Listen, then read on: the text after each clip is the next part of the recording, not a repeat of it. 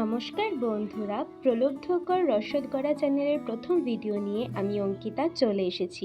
আজ আমরা বানাবো মালপোয়া, পাটিসাপটা ও চুষি পিঠা। তো বন্ধুরা, প্রথমেই আমরা শিখবো চুষি পিঠা। চুষি পিঠের জন্য আমাদের সবার প্রথমে দরকার চালের গুঁড়ো। চালের গুঁড়ো তোমরা দেখতেই পাচ্ছ। তো এই চালের গুঁড়োটাকে আমরা প্রথমে হালা মেরে নেব।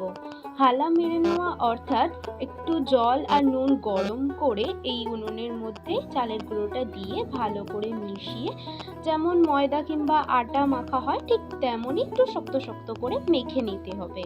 আর এটা গরম গরম অবস্থাতেই মাখতে হবে, কারণ না হলে যদি ঠান্ডা হয়ে যায় প্রচণ্ড শক্ত হয়ে যায় এই জিনিসটা। তাই জন্য দেখো আমার মা কি সুন্দর ওটাকে ভালো করে চটকে মাখলো। তারপরে যতটা পরিমাণে লাগছে চালের গুঁড়ো দিয়ে দিচ্ছে। আর ওটা আমার বাবা যিনি জিনিসটা করছিল। তারপরে আমরা কিছুক্ষণ ওটা রেখে দিয়ে প্রায় 4-5 ঘন্টা রেখে দেওয়ার পরে এই ছোট ছোট চুষি বানিয়ে নিচ্ছি ওইগুলো দিয়েই। আমরা আর কিছুই ব্যবহার করিনি, শুধুমাত্র চালের গুঁড়ো দিয়েই এই জিনিসটা করছি। চালের গুঁড়ো আর গরম জল আর নুন দিয়ে প্রথমে হালা মেরে নিতে হবে, তারপরে এগুলো আস্তে আস্তে ছোট ছোট করে কেটে নিতে হবে। কেটে নেওয়ার পরে একটুখানি রোদ্দুরে বা শুকনো জায়গায় একটুখানি শুকিয়ে নিলে ভালো হয়, তাহলে চুষি পিঠাটা একদম ভালো হয়ে যায়। তো এর জন্য আমাদের দুধও লাগবে। তো আমরা 2 লিটার দুধ নিয়েছিলাম। 2 লিটার দুধ গরম করার পরে ভালোভাবে গরম করে এই পিঠেগুলো দিয়ে দিলেই পিঠেগুলো হয়ে যাবে। দেখো কত সুন্দর হয়ে গেছে। আর সবার শেষে চিনি দিয়ে, পরিমাণ মতো চিনি দিয়ে নামিয়ে নিলেই তৈরি হয়ে যায় এই চুষি পিঠে। খুবই সহজ বানানো। তোমরা যদি বলো তো এটা আমি আলাদা আলাদা করে ভালো করে দেখিয়েও দিতে পারবো। এই হলো আমাদের চুষি পিঠে। এরপরে আমরা বানাবো পাটিসাপটা। পাটিসাপটা বানাতে আমাদের চালের গুঁড়ো তো লাগছেই, সাথে জল আর একটু অল্প পরিমাণে সুজি লাগছে। এই ব্যাটারটা বেশি পাতলাও হবে না, বেশি ঘনও হবে না, এরকম। আর আমরা পুর হিসেবে ব্যবহার করেছি নারকেলের পুর। অনেকে আবার এটা ক্ষীর দিয়েও খেতেও পছন্দ করে, আর ক্ষীরের পাটিসাপটাও খুব ভালোই হয়। আমরা এই ব্যাটারে সামান্য পরিমাণে নুন আর চিনিও দিয়েছিলাম, কারণ আমরা একটু মিষ্টিও খেতে চেয়েছিলাম পাটিসাপটাটা, তাই জন্য।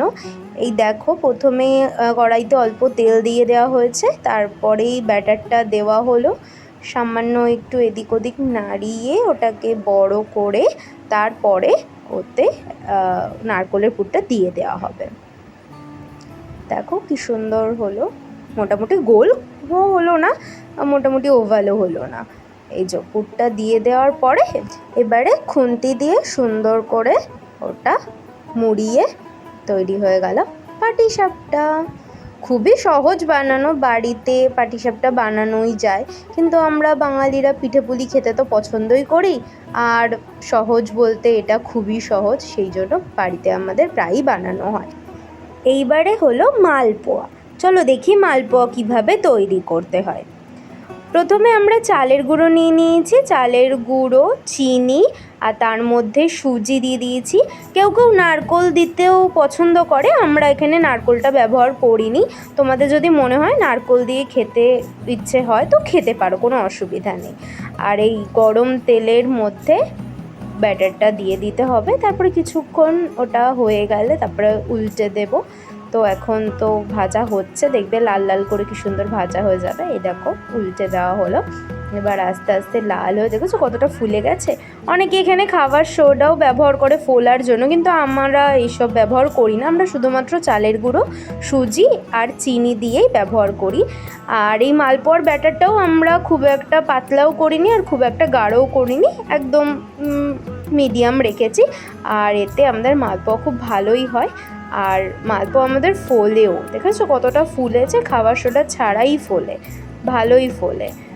আর তেলটা একটু গরম থাকলে তো আর কোনো কথাই নেই, এরকম লাল লাল করে একটু ভেজে নেবে, ব্যাস মালপোয়া তৈরি। মালপোয়া, চুষি পিঠা আর পাটিসাপটা আমি 3টে পিঠের বানানোর পদ্ধতি দেখালাম। যদি তোমরা কমেন্টে বলো যে প্রত্যেকটার আলাদা আলাদা কিভাবে করেছি, কত পরিমাণ কি লেগেছে, সেইভাবে আর একটা ভিডিও আমি করে দেব। তো এখন এই পর্যন্তই বন্ধুরা, সবার যদি ভালো লেগে থাকে তো একটা লাইক করে দিও আর সাবস্ক্রাইব করে দিও চ্যানেলটা। টাটা। দিশাহারা কেমন বোকা মনটা রে।